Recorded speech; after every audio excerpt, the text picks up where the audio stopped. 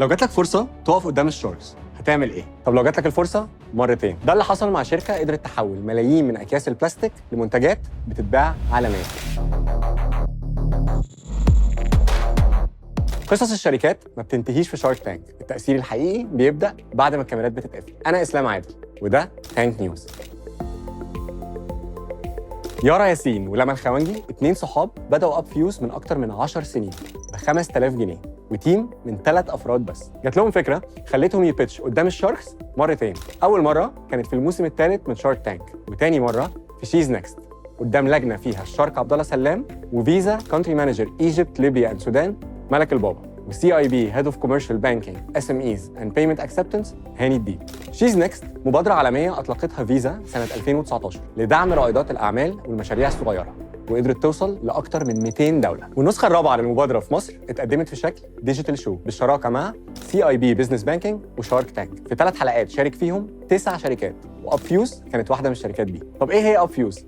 أب فيوز هي شركة بدأت لما اكتشفوا إن مصر فيها أكتر من 3.5 مليون طن بلاستيك بيترموا سنويا من غير ما يعاد تدويره، فقرروا يحولوه لمنتجات الناس تحب تستخدمها زي الهدوم، الشنط، لابتوب سليفز، نوت بوكس. وفي تصنيع الهدوم بيدمجوا البلاستيك المعاد تدويره مع قماش وخيوط من مصانع وشركات معتمده عشان يضمنوا الجوده ويكسبوا ثقه اكبر في السوق. والاهم ان تاثيرهم ما كانش على البيئه بس، لكن كمان دربوا ستات كتير في منشيه نصر ووفروا مصدر دخل لحوالي 20 اسره و50 سيده مصريه. وقت دخول اب فيوز شارك تانك كان عندهم فرعين بس، فرع في الجونه وفرع في وسط البلد، وكانوا بايعين اكتر من 180 الف منتج معاد تدويره. مبيعاتهم وصلت ل 45 مليون جنيه، وكمان كان عندهم اكتر من 200 عميل بي تو بي. الاسك بتاع اب فيوز كان 5 مليون جنيه مقابل 15% من الشركه. المبلغ المطلوب كان هيستخدم في البحث والتطوير عشان يقدروا يتوسعوا ويستخدموا خامات جديده ومختلفه تطلع منتجات بجوده اعلى، ويفتحوا فروع اكتر عشان الناس تعيش تجربه البراند على ارض الواقع. الشاركس كانوا منبهرين مش بس بالفكره، لكن كمان بالتنفيذ وبجوده المنتجات. وشغف يارا ولما بشركتهم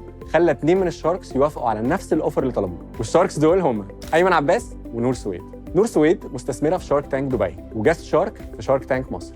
لكن بالنسبه ليارا ولما القيمه ما كانتش في الاستثمار بس، كانت في الخبره اللي كل واحد فيهم هيضيفها. ايمن عباس بخبرته في التوسع من خلال المصانع، ونور سويد بخبرتها وعلاقاتها اللي تساعدهم يوصلوا لاسواق بره مصر. بعد شارك تانك اب فيوز قدرت تتوسع اكتر، فتحت مصادر دخل ما كانتش موجوده قبل كده. من اهمها خدمه اعاده التدوير اللي بتنظمها اب فيوز في شكل ورش بيعملوها مع العملاء اللي بيجيبوا مخلفاتهم عشان يحولوها لمنتجات جديده يقدروا يستخدموها تاني بشكل مختلف. ده فتح لاب فيوز مصدر دخل جديد ما كانش موجود قبل كده، وسرع من توسع الشركه. عدد عملائهم بقى الضعف وكسبوا مصداقيه اكبر في السوق، فبالتالي شركات كتير بقت بتشتغل معاهم اكتر من مره. وده كمان ساعد اب فيوز يبقى عندهم مصنع خاص بيهم ويفتحوا فرعين جداد، واحد في الماظة باي والتاني في سوما باي غير فروعهم الاساسيه. دلوقتي اب فيوز شغالين على افتتاح فرعين كمان في القاهره، متوقع يجهزوا مع نهايه 2026. واحده من اهم انجازاتهم من بعد شارك تانك انهم ما بقوش موجودين في مصر بس، لكن منتجاتهم بقت بتتباع عالميا في لندن وامريكا واماكن مختلفه في اوروبا. النهارده تاثير اب فيوز بقى اكبر بكتير، وما بقوش معتمدين على البلاستيك بس،